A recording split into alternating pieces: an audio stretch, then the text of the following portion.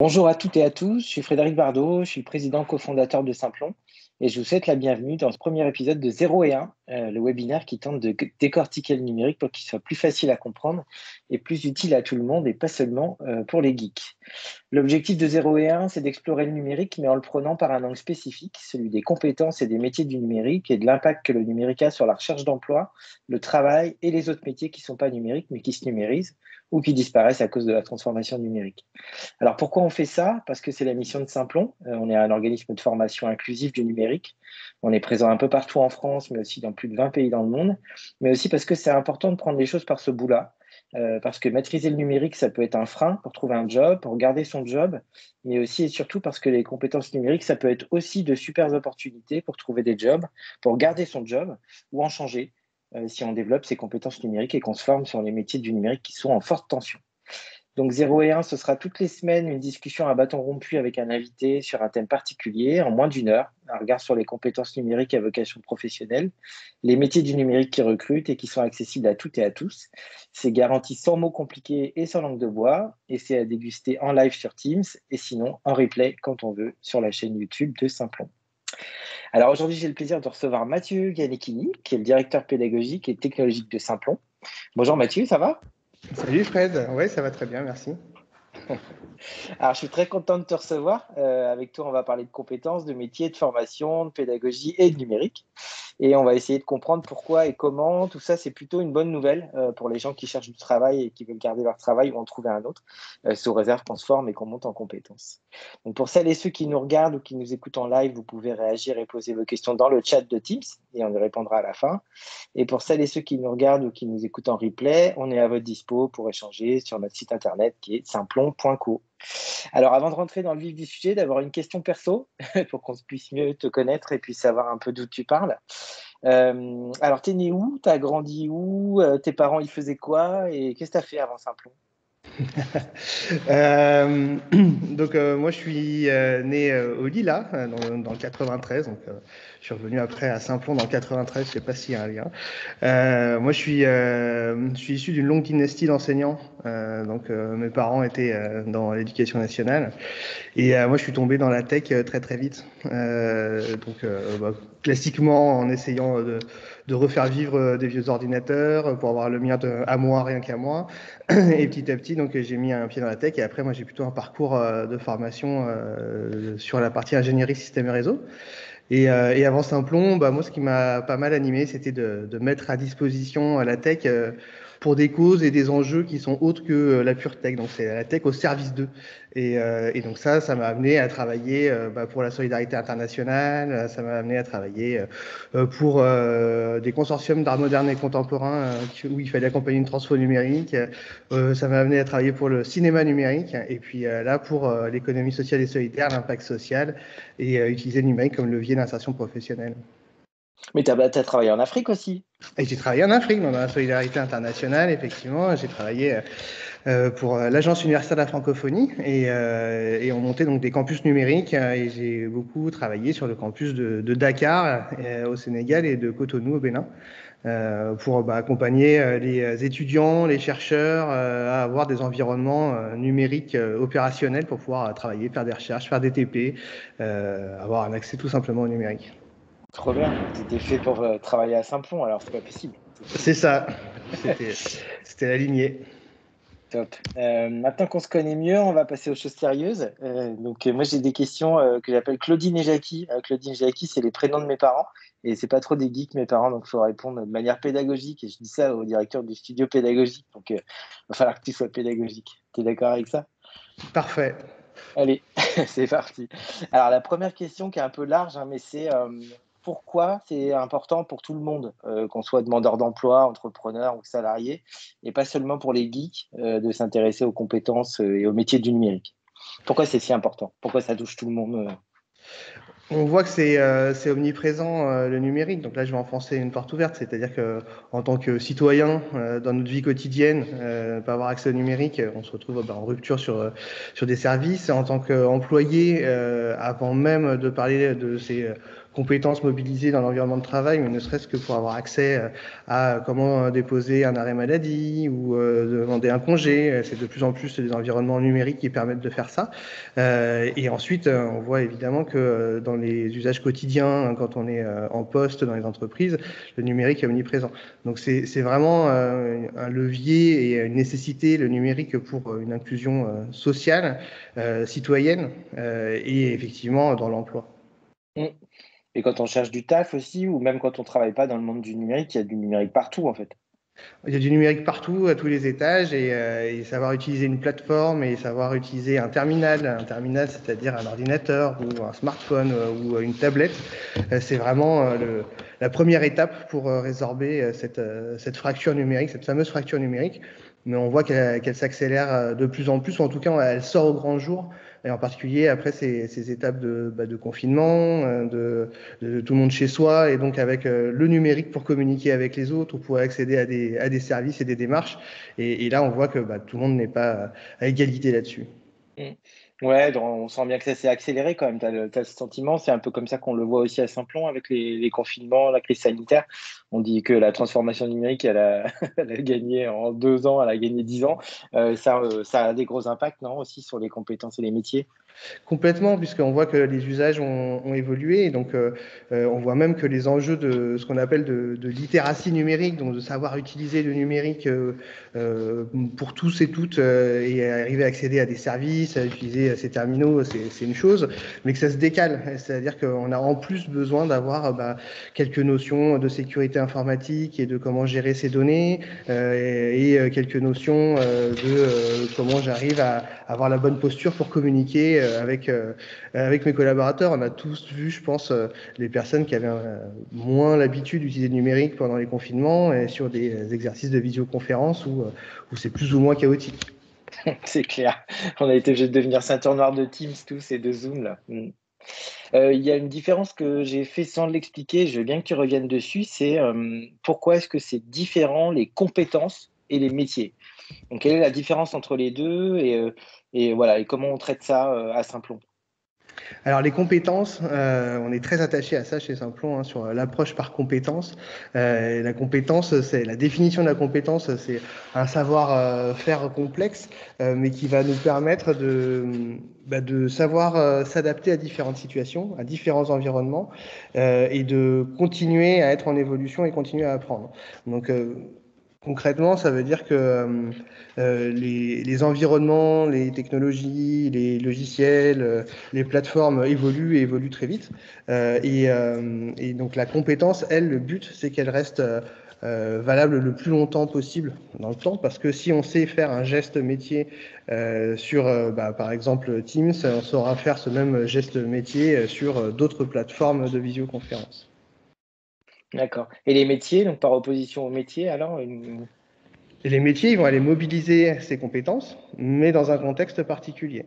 Donc, on va par exemple avoir besoin de mobiliser les compétences informatiques fondamentales quand on est, par exemple, opérateur sur une plateforme téléphonique, mais ça va pas être la même mise en situation que savoir mobiliser les compétences informatiques fondamentales quand on est en poste et en devant manipuler des suites bureautiques dans une collectivité territoriale, par exemple. Mm. Donc tu dirais que tout le monde n'est pas forcément obligé d'avoir un métier numérique, mais par contre, on est tous obligés d'avoir des compétences numériques, c'est ça? Complètement. Donc, Mm. ces compétences numériques, on va les retrouver dans des métiers qui peuvent être de la comptabilité, qui peuvent être sur les métiers de la santé, sur tout ce qui est environnement de personnes en intérim. Donc, tout cet écosystème-là, tous ces métiers-là vont mobiliser le numérique et des compétences numériques. Mm. Et dans les compétences numériques, il y en a une petite famille là qu'on aime bien à Simplon. Là, c'est la partie des compétences numériques ou informatiques fondamentales. Ça, est-ce que tu peux passer un petit peu de temps là-dessus tu en as parlé un petit peu tout à l'heure sur la médiation numérique, des choses comme ça. Mais effectivement, en quoi c'est important d'avoir les compétences de base? Tu as parlé de littératie. On dit souvent qu'effectivement, il y a des gens qui peuvent être illettrés. Donc, les illettrés du numérique, ça arrive. Mais on est tous un petit peu illettrés du numérique. Donc, est-ce que tu peux un peu creuser là-dessus. On est tous illettrés du numérique, moi ça me va bien de dire ça à différents niveaux.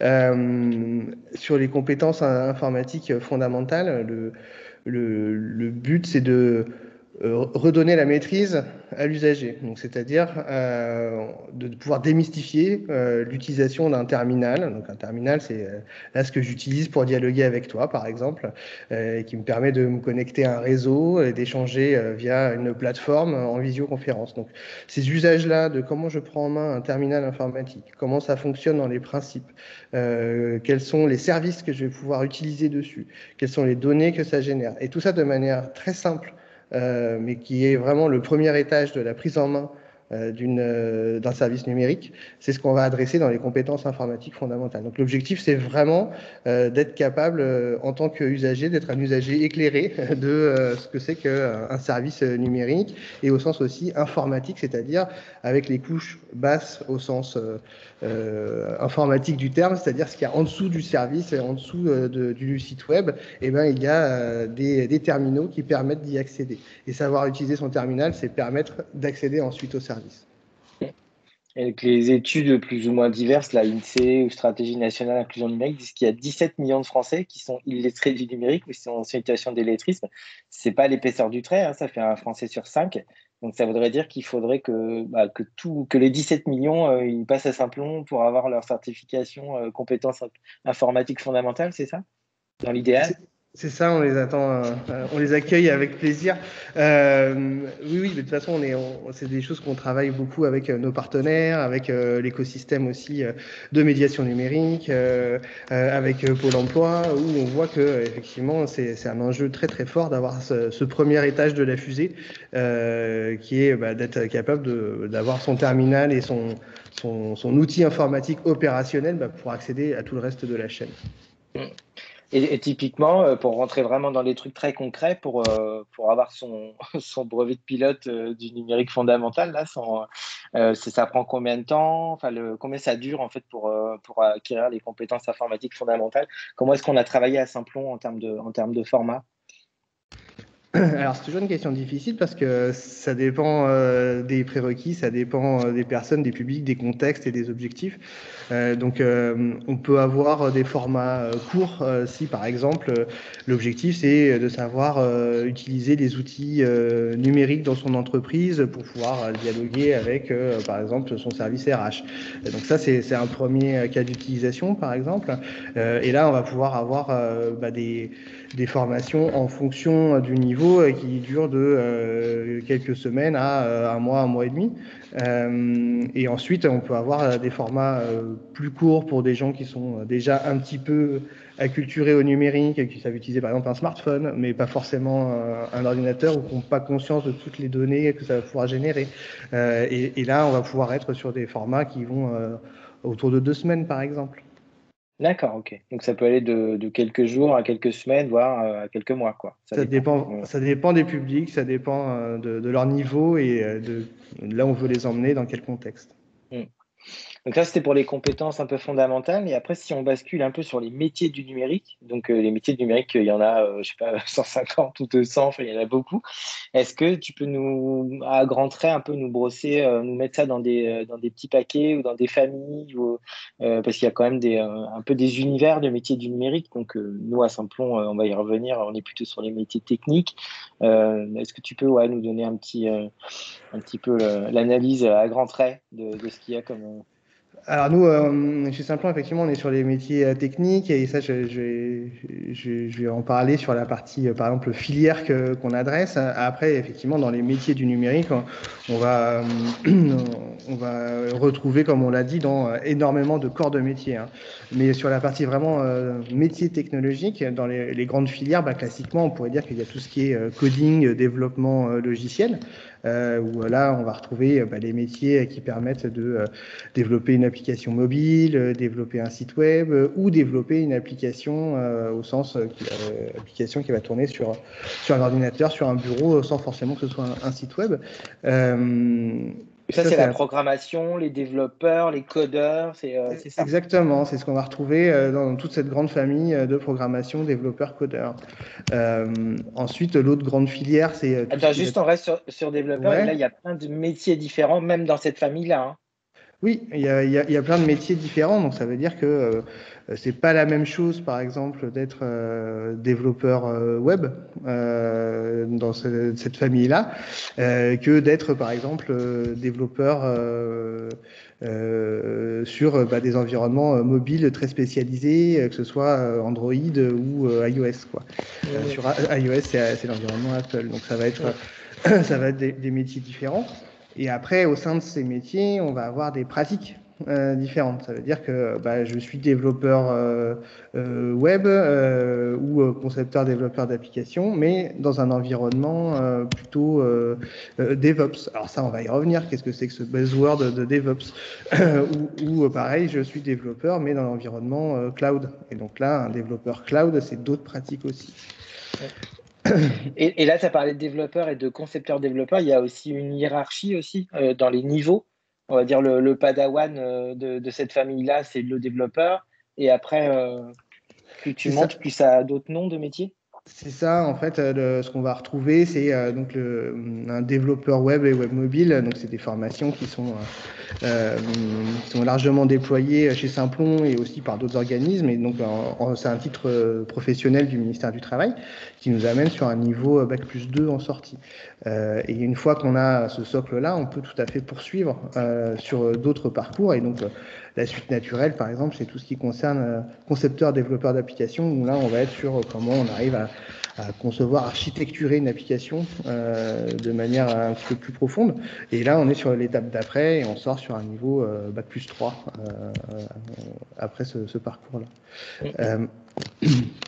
Et là-dessus, ouais, juste on creuse un peu, hein, forcément. Là, tu as parlé de métier, mais à aucun moment tu as dit Python, PHP, JavaScript et tous ces trucs bizarres là. Donc, je sais que tu l'as fait exprès, mais tu peux expliquer pourquoi? Est-ce que c'est pas que c'est pas important, mais en fait que c'est le métier qui est important et pas forcément la technologie? Ce qu'on peut voir dans d'autres organismes de formation, devenez développeur Python. Pourquoi chez Simplon, on peut pas devenir développeur Python? Alors, j'ai résisté très longtemps avant de t'en parler, hein, parce que moi j'aime bien les jouets technologiques, comme tu sais. Mais effectivement, l'idée c'est qu'on va former à des compétences, à l'acquisition de compétences, donc comme on l'a évoqué tout à l'heure. Et donc les compétences qu'on va retrouver pour un développeur web et web mobile, qui travaille sur le langage PHP ou qui travaille sur le langage Java, ça va être les mêmes compétences.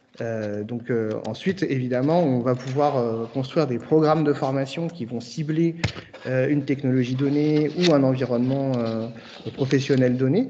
Et là, on va pouvoir le teinter sur des technologies. Mais ce qui est important, c'est que la compétence, elle, est censée être agnostique de la technologie, parce que un développeur web en PHP, il doit pouvoir ensuite, dans sa carrière, se former sur d'autres langages comme Java, s'il a besoin de faire une partie back-end en Java sur son application.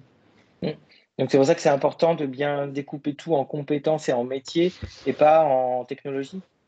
Tout à fait, et c'est aussi une manière de lutter contre l'obsolescence très rapide de ces stacks techniques où ça bouge très vite, ou même au sein d'un langage, ensuite on va utiliser différentes librairies, parce qu'on appelle les frameworks, où là ça évolue aussi beaucoup. Donc c'est fondamental de rester sur une approche par compétence.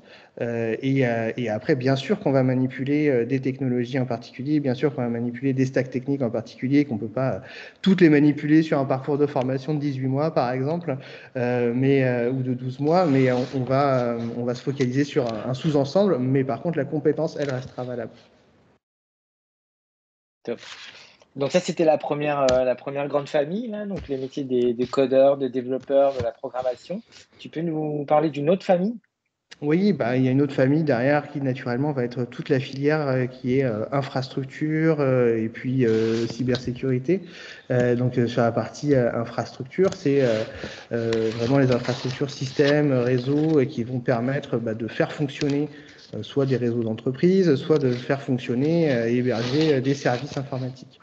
Après, on y reviendra ensuite, mais cette dichotomie de les développeurs d'un côté et les filières infrastructures de l'autre, c'est pas si simple, puisque après il faut qu'on parle un petit peu du monde magique des DevOps et de ce qui se passe aussi avec le cloud. Mais déjà Là, tu vas trop vite, Non, oui, non. oui, oui, Alors, on y reviendra après. Mais sur la partie infrastructure et cybersécurité, là, pareil, les métiers qu'on va trouver, c'est tout d'abord le volet technicien d'assistance informatique. Donc, comment je peux m'assurer des bonnes conditions opérationnelles de fonctionnement des services informatiques. Et donc ça, c'est un titre aussi qui existe du ministère du Travail et qui amène sur un niveau bac et qui permet de poursuivre sur d'autres parcours. Et donc ensuite, on va retrouver le technicien supérieur système et réseau. Donc c'est le classique administratrice système réseau. Et ensuite, on peut encore poursuivre. Donc technicien supérieur système et réseau, là, c'est vraiment, je suis capable de mettre en place une architecture réseau pour mon entreprise. Je suis capable de mettre en place de la téléphonie via Internet pour mon entreprise et d'avoir tous ces éléments-là en conditions opérationnelles. Et ensuite, on peut encore poursuivre sur une suite de parcours, puisque là, technicien supérieur système et réseau, c'est un niveau Bac plus 2 en sortie. Et derrière, il y a administrateur d'infrastructures sécurisées, par exemple, qui est un niveau de sortie Bac plus 3, où là, on va être beaucoup plus sur des enjeux d'architecture des systèmes d'information et de garder ces systèmes d'information cohérents en état de fonctionnement avec toute une couche d'automatisation et de supervision. est-ce que ce serait une caricature de dire que le monde des codeurs, des développeurs, de la programmation, c'est plutôt le logiciel et que la partie infrastructure, c'est plutôt le matériel? Est-ce que ce serait un peu caricatural? Oui, un petit peu, parce que sur la partie infrastructure, c'est le matériel, mais il y a toute une série de couches logicielles qui vont permettre de faire fonctionner ce matériel et qui vont permettre d'aller accueillir les applications. Donc on est vraiment sur un millefeuille, hein, entre l'ordinateur qui sait faire des 0 et des 1 et qui ensuite va empiler les différentes couches, le système d'exploitation, la capacité de servir un service web, par exemple. Donc ça veut dire que toi, Fred, tu te connectes sur une adresse et puis il y a une machine qui te répond et qui te renvoie l'information que tu as demandé. Ça, c'est un serveur web qui va te permettre de faire ça. Et l'information que tu as demandé, ça va être servi par un service web et donc un site web qui va te donner cette information accessible. Mais donc, cette interaction entre je rends un service disponible et j'héberge le service lui-même, c'est là qu'on va avoir l'articulation entre le monde des développeurs et le monde de l'infrastructure. Donc, on a les développeurs d'un côté, l'infrastructure de l'autre. Est-ce qu'il y a une autre famille? Il y a une autre famille qu'on va pouvoir retrouver un petit peu dans les développeurs et l'infrastructure, mais qui concerne tout ce qui est data et intelligence artificielle. Et donc là, dans cette famille, c'est quelque chose qui émerge très fort ces derniers temps, puisqu'on génère toutes et tous beaucoup de données. et donc, il y a une évolution un peu des pratiques et aussi au sein des entreprises de dire que les données, ça permet aussi de piloter des activités, de mieux comprendre ce qu'on fait. Et pour ça, il faut être capable de capter ces données, les structurer, les faire parler. Et donc là, c'est là qu'on va retrouver sur toute la partie plutôt comment je capte la donnée, comment je les fais dialoguer entre elles, c'est des métiers autour du data engineering.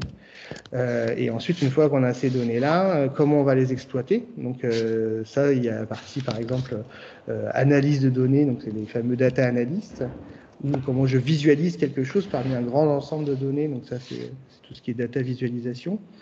Et ça nous permet, ces grands ensembles de données, de mettre un pied dans le monde fascinant de l'intelligence artificielle, puisqu'il faut beaucoup de données pour faire fonctionner l'intelligence artificielle. Et donc là, on va pouvoir trouver aussi un autre métier auquel nous, on est très attachés chez Simplon, qui est développeur ou développeuse en intelligence artificielle, qui permet justement de savoir mettre en place une application qui tire parti de données en utilisant des algorithmes d'intelligence artificielle. Et là, tu parles d'ingénieur, d'analyste, d'IA, etc.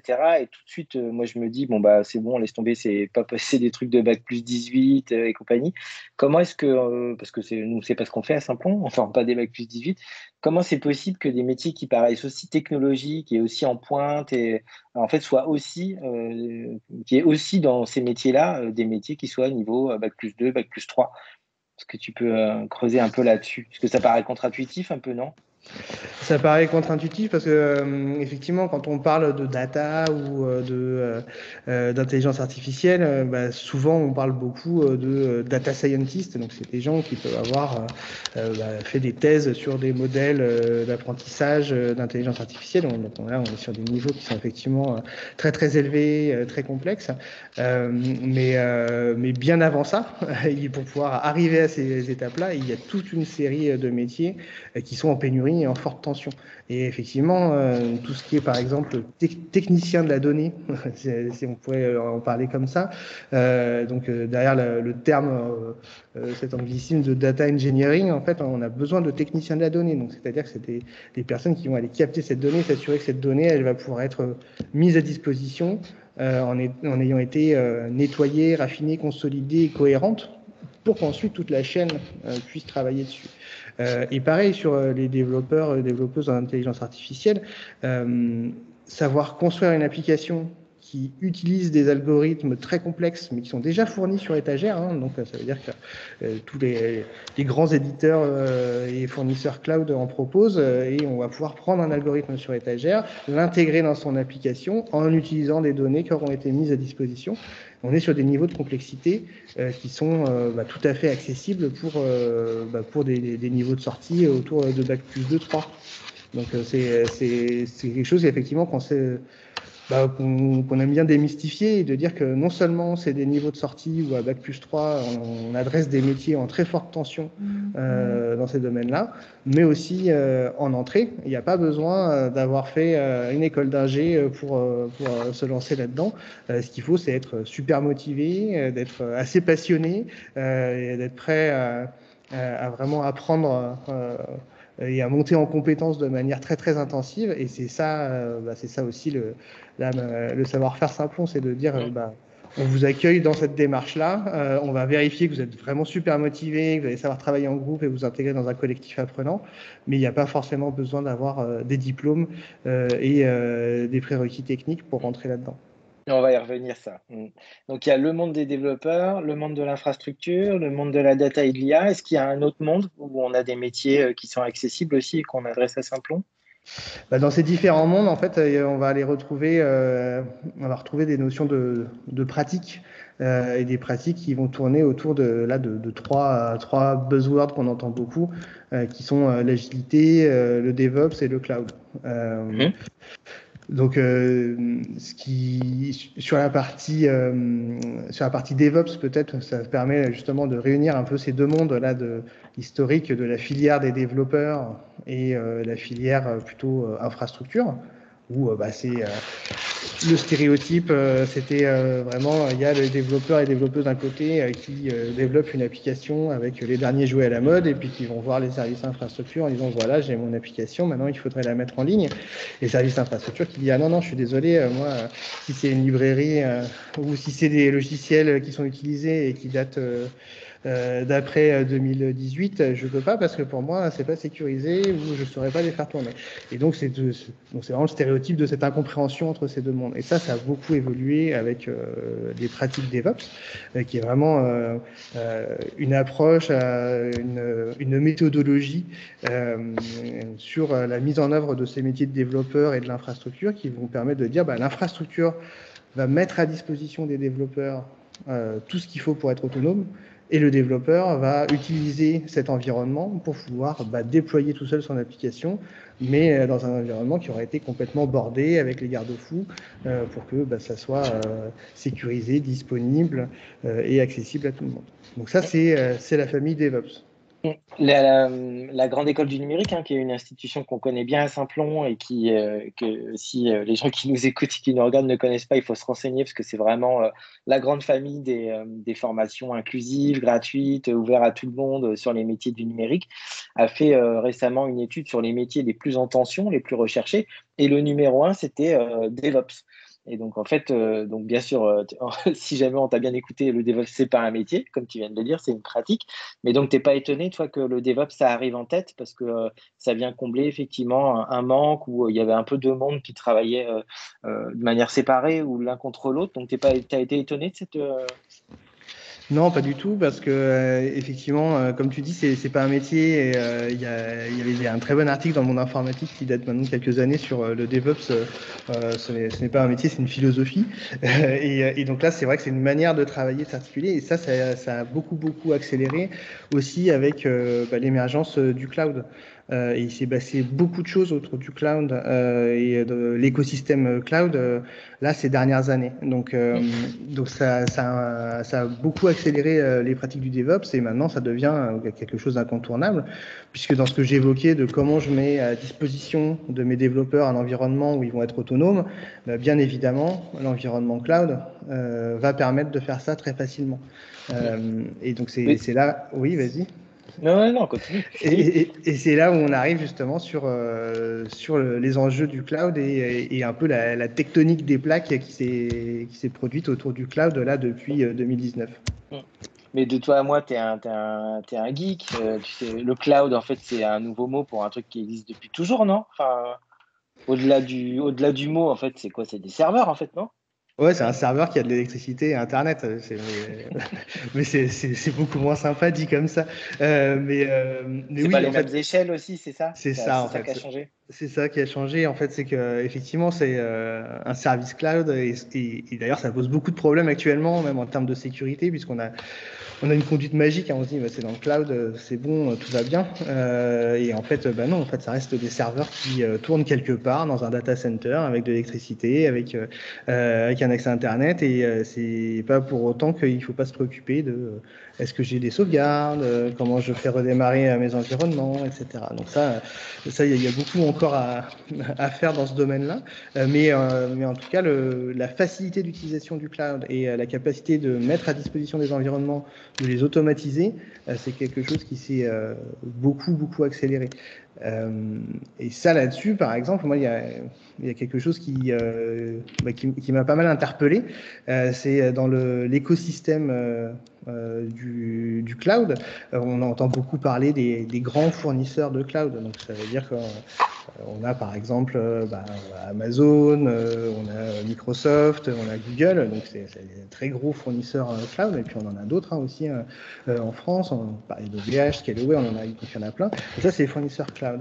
Mais il s'est passé quelque chose l'été 2019, moi que j'ai découvert assez tardivement, c'est qu'en fait il y a eu une tectonique des plaques sur les éditeurs cloud, ça veut dire ceux qui vont mettre à disposition des services des plateformes dans ces fournisseurs cloud. Et donc, les éditeurs cloud, juste, je voudrais rappeler deux chiffres assez édifiants. C'est qu'il y a Red Hat qui a été racheté par IBM l'été 2019, donc autour de ces enjeux cloud. On peut à modique somme de 34 milliards de dollars, hein, je crois. Enfin, c'est assez énorme. Et ça, c'est en juillet 2019. Et juste au mois d'août 2019, il y a une autre société qui était vraiment très présente dans le cloud qui s'appelle Pivotal, qui a été rachetée par VMware pour 2,7 milliards. Et donc ça veut dire que été 2019, il y a une énorme consolidation des éditeurs cloud. Donc là, on voit aussi que forcément, ça va induire les pratiques, ça va mettre à disposition d'autres services. Et quelque chose de très concret, c'est que, par exemple, on parlait tout à l'heure de développeurs web et web mobile, qui est un métier historique et qui, par exemple, utilise des stacks techniques très classiques pour un développeur web qui va utiliser du Java, par exemple. Et maintenant, on retrouve ces mêmes stacks techniques disponibles dans des environnements cloud pour développer des applications sur ce qu'on appelle le cloud natif. Donc, ça veut dire qu'ils sont faits pour tourner dans des environnements 100% cloud. Et ça, c'est mis à disposition par ces éditeurs. éditeurs-là. Donc on voit qu'il y a une évolution très très forte aussi de cet écosystème fournisseur-éditeur qui permet d'avoir des services beaucoup plus clés en main. Et donc forcément dans les entreprises, on s'en empare et donc forcément en termes d'emploi, ça explose. Et là, ce qu'on est en train de faire là en ce moment sur Teams, en fait, on est en train de le faire dans le cloud. Et en fait, maintenant, la plupart de ce qu'on fait dans le numérique est dans le cloud. Donc, ça a généré une explosion de besoins en recrutement, de besoins en compétences, à tous les niveaux, là aussi, toujours au niveau Bac+2, Bac+3, Bac+4. C'est ça, on va retrouver là pas mal sur le cloud plutôt des niveaux de sortie qui vont être autour de Bac+3.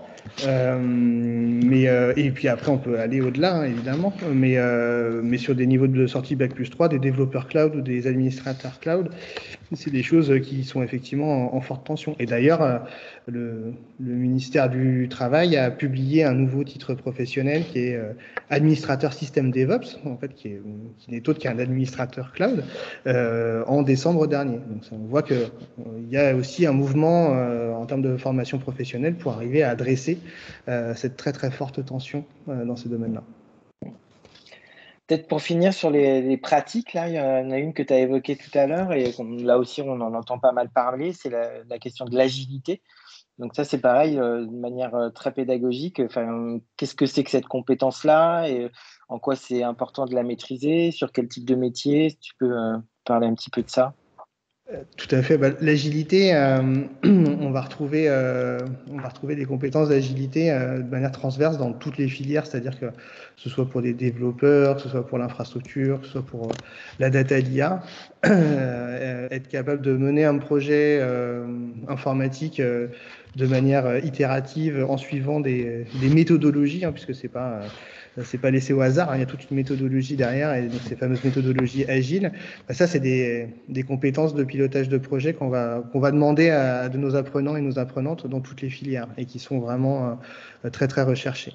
L'agilité, c'est remettre vraiment au cœur du dispositif ceux qui font, donc ceux qui ont les mains tous les jours dans le cambouis, pour qu'ils les associent sur quelle est la complexité des tâches à faire, comment on va pouvoir avancer pas à pas et itérer, et qu'ils soient vraiment impliqués dans l'estimation. Donc c'est pour faire un raccourci, c'est sortir du schéma où on a quelqu'un qui est trop extérieur au projet et qui va pouvoir dire bon ça prend 2 jours, ça prend 3 jours, mais plutôt d'arriver à mettre en œuvre les équipes et les associer entre elles et les faire collaborer pour qu'elles puissent estimer.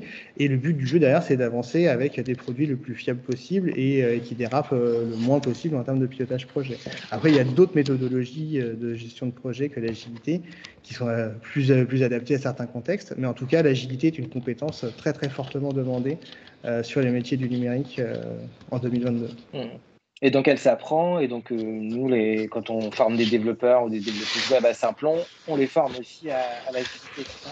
Tout à fait. C'est pas un métier, mais c'est une spécialisation. Donc, c'est une spécialisation qu'on va pouvoir rajouter sur des parcours métiers. Donc, on peut être développeur web ou technicien système et réseau. Et on va ensuite rajouter une spécialisation sur l'agilité pour savoir mener ces projets en méthodes agiles. D'accord, donc c'est pas comme on l'entend souvent, l'agilité, c'est en gros, t'improvises quoi, et hop, t'es agile, tout ça. Non, c'est un vrai métier, enfin, une vraie compétence, pardon. C'est une vraie compétence et c'est même très très contraignant en fait de suivre tous les rituels. Ça dépend des méthodologies qu'on déploie dans l'agilité parce que c'est pareil, c'est une famille, hein, c'est une grande thématique. Mais si on parle de Scrum par exemple, qui est une des méthodes agiles les plus déployées sur le développement logiciel, c'est quelque chose qui est très strict en termes de rituels, de rôles et responsabilités, de comment on avance de manière itérative. Enfin, c'est pas laissé au hasard. Cool, merci pour ça. Là, on a parlé de familles de métiers qui existent déjà, qui sont en train d'évoluer, mais imaginons, tu as parlé tout à l'heure du métier de développeur ou développeuse en IA. C'était un métier qui existait sans exister, il n'y avait pas de titre professionnel, il n'y avait pas de diplôme. Donc, ça, c'est ce que tu fais un peu tous les jours avec ton équipe. Mais en gros, quand il y a un nouveau métier qui n'existe pas, en fait, comment ça se passe? C'est quoi le processus? Comment on le détecte? Comment on en fait un diplôme? Enfin, pourquoi est-ce qu'il faut faire un diplôme? Donc effectivement, ça c'est tout un processus qui est assez passionnant. Quand on a des demandes comme ça qui émergent d'entreprises partenaires qui disent en fait nous on a besoin de telles compétences, que vous auriez des formations qui adressent cette activité-là précise, et qu'on voit que ça coche pas du tout des diplômes ou des référentiels de compétences existants. Là, on se met à creuser, et la démarche, c'est vraiment le rétro-engineering. Ça veut dire que ce qu'on va commencer par faire, c'est d'aller au contact de ces entreprises, mais vraiment de personnes, des équipes, des équipes terrain qui manipulent, qui ont des gestes métiers, qui ont besoin d'adresser une activité particulière, de comprendre vraiment quel est leur besoin. Donc c'est vraiment de l'analyse du travail. On va travailler avec eux, on va travailler aussi avec les équipes encadrantes qui sont en charge par exemple du recrutement de ce type de ressources pour bien comprendre quelles sont les compétences recherchées. Et une fois qu'on a bien identifié les différents gestes métiers, qu'on a bien identifié l'objectif final de la compétence ou des compétences mobilisées, des technologies aussi qui vont pouvoir être utilisées, parce que très souvent, quand on est au contact très opérationnel d'entreprise, ils vont tout de suite nous parler de techno. On va pouvoir nous faire un pas en arrière pour dire, OK, ça, la manière d'adresser ça, le contexte de ce geste métier, ça va être telle compétence. Et donc là, on va rentrer dans un processus de rédaction d'une compétence et d'un référentiel de compétences en disant derrière ce geste métier, c'est telle compétence. Pour l'évaluer, cette compétence, voici les différents critères d'évaluation. Et petit à petit, on arrive à constituer un référentiel de compétences. Et ensuite, l'étape ultime, c'est de faire reconnaître ce référentiel de compétences comme étant un métier à part entière à l'échelle nationale. Et là, on va aller travailler en lien avec des organismes comme France Compétences, qui permet d'enregistrer au répertoire national un nouveau métier, un nouveau titre professionnel qui n'aurait pas été encore adressé. Et ça, c'est ce qui s'est passé là, avec ce qu'on a fait sur développeurs, développeuses en IA là, avec Microsoft. En gros, il y avait des boîtes de l'écosystème Microsoft qui disaient il nous manque des techniciens de l'IA, là, comme tu disais. On a regardé, on a fait la formation, on a formé plusieurs cohortes de personnes qui ont trouvé des jobs. Et après, on a été voir l'État en disant vous voyez, en fait, c'est un nouveau métier, il faut que ça devienne un diplôme. Et c'est devenu un diplôme, c'est ça? C'est ça, c'est exactement ça. C'est de pouvoir adresser un besoin qui n'était pas couvert par des référentiels existants. Et donc, nous, on a créé notre référentiel à ce moment-là, notre référentiel de compétences. On a lancé des premières promotions, effectivement, avec notre partenariat avec Microsoft. Et une fois qu'on a eu plusieurs cohortes d'apprenants et d'apprenantes qu'on a pu observer leur retour à l'emploi, leur taux d'insertion, est-ce que c'était bien en adéquation avec les besoins des entreprises, ça nous a permis de collecter toutes les informations pour pouvoir faire reconnaître officiellement ce nouveau métier de développeur, développeuse en IA, puisque effectivement, on nous regardait un peu avec les yeux écarquillés quand on disait, nous, en fait, on pense qu'à Bac+3, il y a vraiment une filière hyper forte en termes d'emploi sur les métiers de l'IA, alors que jusque-là, c'était vraiment une chasse gardée de plutôt un environnement Bac+5 ou au-delà. Mmh. Et après, ça s'est bien développé puisqu'on en a formé plusieurs centaines, hein, là, on va arriver aux milliers de développeurs, développeuses en IA, donc c'est bien qu'il y avait un besoin, quoi. Tout à fait. Et si je t'ai bien suivi, là, tu dis qu'on a un partenariat avec Microsoft là-dessus, ça veut dire que c'est pas développeur ou développeuse en IA sur des technologies Microsoft, le métier? Non, le métier, il est vraiment développeur, développeuse en IA, quelle que soit la technologie. Donc, c'est là où on revient justement à la différence entre la compétence et donc le métier qui va viser des compétences, et ensuite les différentes activités qu'on va mettre en œuvre qui permettent d'acquérir la compétence.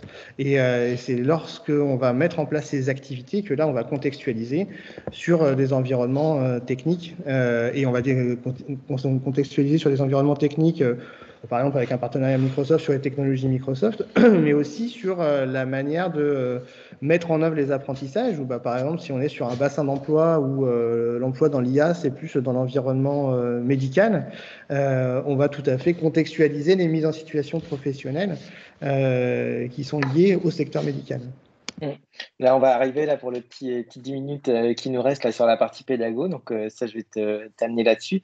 Mais juste avant, sans dévoiler de secret, au studio, vous travaillez sur quoi les nouveaux métiers là? C'est quoi les trucs d'après là? C'est quoi le coup d'après? Le coup d'après, en fait, l'IA, il y a eu un énorme boom, effectivement. Donc, tu en as parlé. C'est un métier qui a tracté très fortement. Et là, on observe beaucoup de la part des entreprises des enjeux autour de la data, ce qui est logique, hein, puisque pour alimenter de l'IA et des algorithmes de machine learning, il faut beaucoup de données. Et cette donnée, si elle n'est pas propre, si elle n'est pas bien structurée, si elle comporte plein de biais, et ben, en fait, les algorithmes ne fonctionnent pas bien et au final, le service rendu, il n'est pas efficace. Et donc là, on voit que ça se décale beaucoup sur des besoins de la data et beaucoup sur les enjeux autour du data engineering. Et donc ça, c'est des choses qu'on regarde de très très près pour pouvoir faire reconnaître aussi des métiers. Alors toujours avec la particularité de Simplon, hein, de dire mais non, il n'y a pas besoin d'un niveau Bac+5 là-dessus. Nous, on est persuadé qu'à Bac+3, c'est ça qu'il faut. Autour de la data, on est assez actif sur le sujet. D'accord, donc c'est ça la bataille, c'est de dire, tu nous as parlé de compétences de data engineer, mais en fait, on pense que c'est plus qu'une compétence, c'est un métier et on pense que ce métier-là, c'est pas un métier de bac+18? C'est ça, c'est exactement ça. Et ça s'inscrit vraiment dans cette articulation assez logique, hein, de dire que pour pouvoir donc faire fonctionner de l'IA, il faut de la data, il faut beaucoup de data. Donc généralement, ça va fonctionner dans des environnements cloud, puisque c'est quand même nécessaire d'avoir des environnements assez élastiques pour pouvoir utiliser cette data et la traiter. Et ensuite, toute cette data pour faire fonctionner notre IA dans le cloud, il va falloir la sécuriser parce qu'on a quand même envie de sécuriser un minimum ces environnements. Donc là, on voit une articulation et un couplage assez fort entre les métiers de l'IA, de la data, du cloud et aussi de la cybersécurité. Et ça fera l'objet, je pense, d'une prochaine discussion, mais la sécurité, la cybersécurité, a fortiori dans les environnements cloud, ça va être un énorme enjeu là, dans les années qui viennent. Ouais, on va y revenir dans un prochain webinaire. Alors maintenant, rentrons un peu dans le cœur de la pédagogie Simplon, parce qu'on forme aux compétences et aux métiers du numérique, tu l'as dit, mais il y a plein de gens qui forment à tout ça, on n'est pas des seuls. Tu as parlé de notre approche par compétences, là, qui est un petit peu spécifique. Qu'est-ce qu'il y a d'autre de très spécifique à Simplon, dans les formations Simplon, au-delà du fait qu'elles sont gratuites et qu'elles sont inclusives et qu'on peut venir comme on est, mais sur la partie pédagogique et peut-être sur le type de formateur ou de formatrice qu'on a, est-ce que tu peux passer un petit peu de temps là-dessus, parce que c'est quand même assez central. Oui, bien sûr. Chez Simplon, on est en approche par compétences. Bon, ça, super. Maintenant, tout le monde à peu près, si on veut être en règle avec Calliope, tout le monde le fait. Mais en tout cas, on y est attaché, on y va jusqu'au bout. On est aussi en pédagogie active. Donc là, on pourrait se dire, OK, mais quoi d'autre en 2022 que de la pédagogie active, donc par rapport à des environnements très descendants ou en fortiori sur des publics qui ont justement été un peu en rupture avec la méthode scolaire académique où ça passait pas. Le fait d'être vraiment apprendre en faisant, c'est absolument essentiel. Et nous, notre secret sauce qu'on va avoir, c'est que cette approche par compétence, cette pédagogie active, non seulement on la met en œuvre, mais on y croit vraiment dur comme fer. Donc, on va aller pousser ça assez loin avec l'idée que non seulement on est en approche par compétence en pédagogie active, mais on va aussi faire travailler donc les apprenants sur des situations réelles, ou en tout cas le plus proche possible de ce qu'ils vont rencontrer, pour que en fait leur formation soit dans un environnement qui est un véritable simulateur de l'entreprise. Donc c'est un peu l'image pour dire que un pilote de ligne, il apprend à piloter non pas en regardant des jeux de slide, mais il apprend à piloter dans un simulateur. Et donc nous, c'est exactement la même chose. Donc c'est de mettre les apprenants sur des environnements le plus proche possible de ce qu'ils vont rencontrer. Et donc cette approche de pédagogie active, approche par compétence, on va leur donner des projets qui sont des cas réels qui vont rencontrer en entreprise, qui peuvent être complètement teintés aussi, comme je disais tout à l'heure, sur les bassins d'emploi. Donc, par exemple, de mettre à disposition une application avec du machine learning, mais dans un environnement plutôt hospitalier santé. Donc ça pour, par exemple, la gestion des salles, des patients, des lits. Et donc, ça va être des cas d'usage qu'on va mettre à disposition des apprenants. Pour arriver à faire ça, il nous faut des formateurs en fait qui sont des professionnels de leur secteur. parce que sinon, justement, c'est très difficile d'arriver à donner des cas très concrets de qu'est-ce qu'on rencontre dans la vraie vie, dans le vrai monde, en data, en IA ou en tant que développeur web, dans une web agency. Et donc ça, on a des formateurs qui sont des professionnels de leur secteur, donc c'est une particularité de Simplon, et qu'on amène sur la pédagogie, et donc on va former à la pédagogie active et l'approche par compétences. Et ensuite, pour finaliser le dispositif, il nous faut quand même de quoi piloter tout ça. Et pour pouvoir piloter tout ça, on est très attaché à la notion d'évaluation, mais au sens évaluation, au sens pas du tout sanction, mais au sens évaluation où on va suivre les montées en compétences avec une maille très fine pour savoir, ok, est-ce qu'on arrive vraiment à emmener le collectif apprenant dans la bonne direction, individuellement, où est-ce que chaque apprenant ou apprenante en est, et de pouvoir piloter ça donc avec une maille très très fine et notre plateforme pédagogique qui permet de cadrer cette pédagogie active, cette approche par compétences et ces mises en situation professionnelle. D'accord, donc en gros, à Simplon, c'est une école dans laquelle il n'y a pas de prof, parce qu'en fait, c'est des professionnels, il n'y a pas de notes, parce qu'en fait, on n'évolue pas avec des notes, et il n'y a pas de cours, parce qu'en fait, c'est des projets. C'est pas une école, en fait. C'est ça, donc parfois il faut qu'on fasse un peu la pierre de Rosette pour dire, mais en fait on est vraiment des gens sérieux, on vous assure. Mais c'est exactement à ça qu'on croit. Alors ça ne veut pas dire qu'il n'y a pas des moments où il y a de la théorie, où on ne va pas donner à disposition des ressources, parce que par exemple quand on va s'approprier un langage sur des notions de syntaxe d'un langage de programmation, il peut y avoir besoin de théorie. Pareil sur des enjeux d'adressage réseau par exemple, il faut un petit peu de théorie, donc on n'est pas du tout en contre ça, bien au contraire. Mais par contre, cet apport théorique, on va vraiment l'intégrer au sein des mises en situation professionnelles.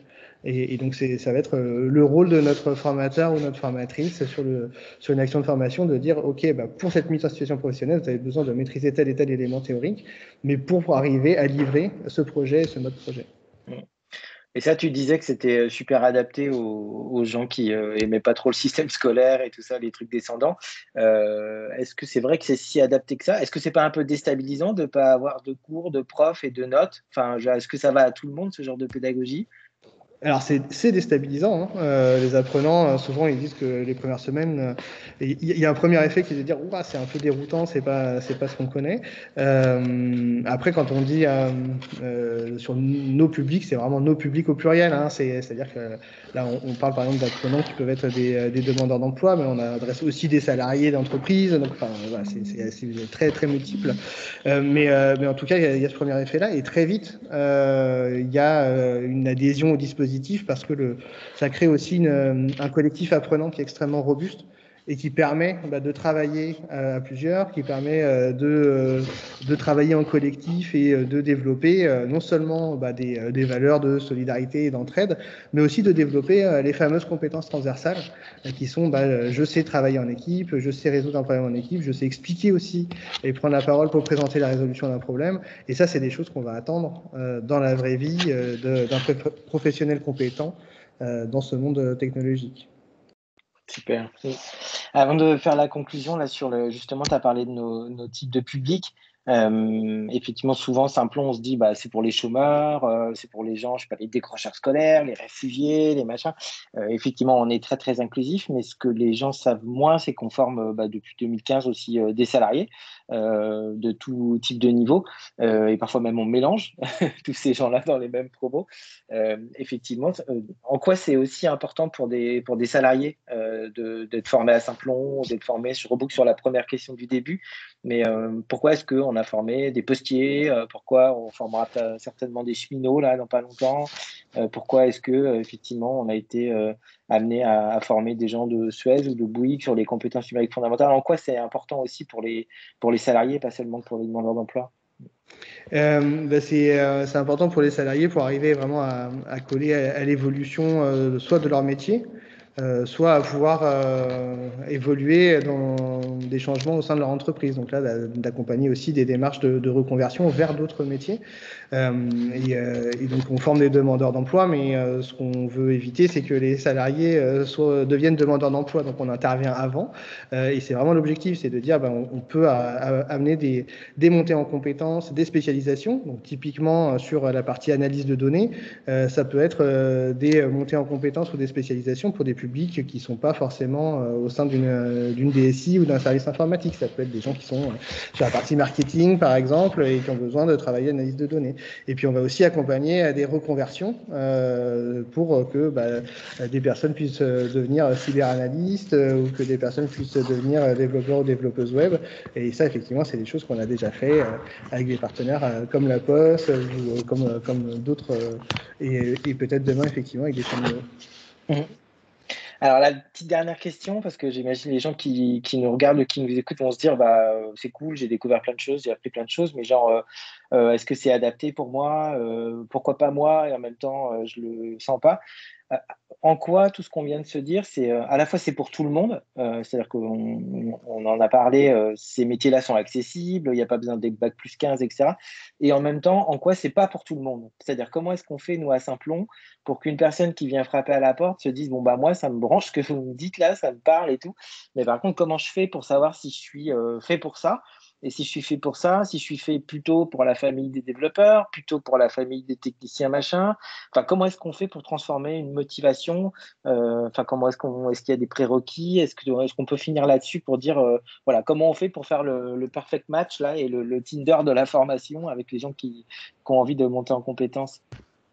Oui, ça c'est dans le processus de sourcing et de positionnement de Simplon qu'on va retrouver la réponse à tes questions. Donc, sur la partie sourcing, la première étape, c'est déjà effectivement de pouvoir décrire les métiers, d'avoir une découverte des métiers, de bien comprendre qu'est-ce qu'il va y avoir dans la formation, à quel type de métier ça va amener, parce que c'est pas forcément évident quand on n'est pas dans cet environnement-là de comprendre ce que c'est que le métier d'administrateur système réseau, par exemple.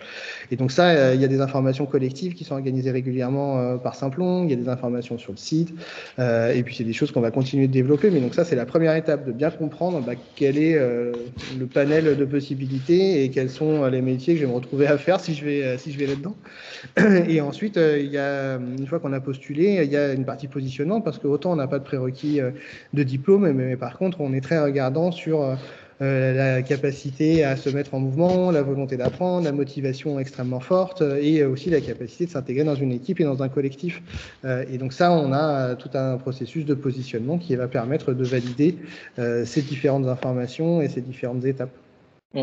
Donc en gros, si moi je suis hyper motivé par, ce que tu as dit sur la data et l'IA et cetera, en fait, je fais une réunion d'information, je commence à faire ma candidature pour data, IA et cetera, et c'est là où on va me dire si je suis fait pour ça ou si je suis pas fait pour ça et s'il vaut mieux que j'aille dans la famille, du cloud ou la famille de je sais pas quoi, c'est ça?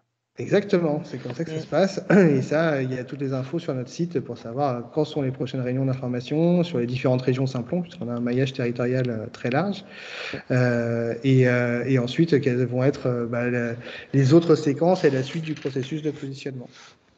Trop bien, et est-ce que tu peux nous confirmer ce que ce que je pense, mais que les gens savent ou pas, mais que c'est pas une question d'âge, que c'est pas une question de genre, que c'est pas une question de niveau de diplôme et qu'on peut, monter en compétence sur le numérique, quels que soient ces paramètres-là? Non seulement je te le confirme, et en plus c'est prouvé par la pratique qu'on a des collectifs qui sont vraiment extrêmement hétérogènes, et une mixité des publics qui fait justement toute la force du collectif, et qu'il faut surtout pas hésiter à aller voir, surtout pas hésiter à creuser, parce que il y a de la place pour tout le monde, et c'est aussi des métiers qui se féminisent de plus en plus, et ça c'est un point très important aussi, de la place des femmes dans la Mmh. tech, et on y est très attaché. Mmh.